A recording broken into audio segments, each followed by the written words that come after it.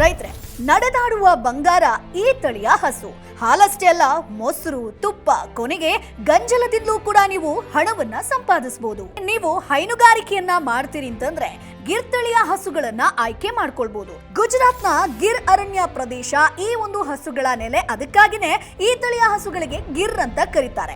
ಜನಘರ್, ಕಾಥಿಯಾವಾರ್, ಭಾವನಗರ, ರಾಜ್ಕೋಟ್ ಹಾಗೆ ಅಮ್ರೇಲಿ ಜಿಲ್ಲೆಗಳಲ್ಲಿ ಶುದ್ಧ ಗಿರ್ ತಳಿಗಳು ನಿಮ್ಗೆ ಸಿಗುತ್ತೆ. ಸೊ ಭಾರತದಲ್ಲಿ ಕಪ್ಪು ಆಗಿರ್ಬೋದು, ಬಿಳಿ ಹಾಗೆ ಆಕರ್ಷಕ ಗೋಲ್ಡನ್ ಕಲರ್ ನಲ್ಲಿ ಮೃದು ಚರ್ಮವನ್ನ ಗಿರ್ ತಳಿಗಳು ಹೊಂದಿರುತ್ತೆ. ಇದರ ಇನ್ನೊಂದು ಸ್ಪೆಷಾಲಿಟಿ ಏನಪ್ಪಾ ಅಂತಂದ್ರೆ ತೂಗಾಡುವಂತ ದೊಡ್ಡ ಕಿವಿಗಳು, ಬೆನ್ನಿಗೆ ತಿರುಗಿರುವಂತ ಕೊಂಬು ಹಾಗೆ ಉದ್ದವಾದ ಬಾಲ.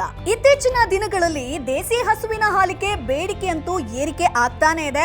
ಸಾವಯವ ಹಾಲು ಹಾಗೆ ಏಟು ಹಾಲು ಅಂತ ಕೂಡ ಇದನ್ನ ಕರೀತಾರೆ. ಇತ್ತೀಚೆಗೆ ಒಂದು ವರದಿ ಕೂಡ ಆಗಿತ್ತು. ಗಿರ್ತಳಿಯ ಹಸುಗಳ ಮೂತ್ರದಲ್ಲಿ 3 ರಿಂದ 10 ಮಿಲಿಗ್ರಾಂ ಚಿನ್ನ ನೀರಿನಲ್ಲಿ ಕರಗುವಂತ ರೂಪದಲ್ಲಿ ಇದೆ ಅನ್ನುವಂತ ವಿಚಾರವಾಗಿ. ಅಷ್ಟೇ ಅಲ್ಲ, ಗಿರ್ತಳಿಯ ಹಸುವಿನಲ್ಲಿ ಆಯುರ್ವೇದ ಔಷಧಿ ಕೂಡ ಇದೆ. ಸೊ ಈ ಒಂದು ಗಿರ್ತಳಿಯ ಹಸುಗಳು ಹಾಗೆ ಕರುಗಳ ಮೂತ್ರದಲ್ಲಿ 5100 ಔಷಧೀಯ ಅಂಶಗಳು ಇದೆ. ಸೊ 1 ಲೀಟರ್ ಗೋಮೂತ್ರಕ್ಕೆ 100 ರಿಂದ 120 ರೂಪಾಯಿ ಬೆಲೆ ಇದೆ. ಅಷ್ಟೇ ಅಲ್ಲ, ಗಿರ್ ಹಸುಗಳ ಮೂತ್ರ ಕ್ಯಾನ್ಸರ್ ಆಗಿರ್ಬೋದು, ಹೃದಯಕ್ಕೆ ಸಂಬಂಧಪಟ್ಟಂತ ಸಮಸ್ಯೆ ಆಗಿರ್ಬೋದು, ಇತರ ರೋಗ ಲಕ್ಷಣಗಳನ್ನ ತಡೆಗಟ್ಟೋದಕ್ಕೂ ಕೂಡ ಹೆಲ್ಪ್ ಮಾಡುತ್ತೆ. ಹಾಗಾಗಿ ನಿಮ್ಮ ಮನೆಯಲ್ಲೊಂದು ಗಿರ್ ಹಸು ಇತ್ತು ಅಂತಂದ್ರೆ ಇದು ನಡೆದಾಡುವ ಬಂಗಾರ ಅಂತಾನೆ ಹೇಳ್ಬೋದು.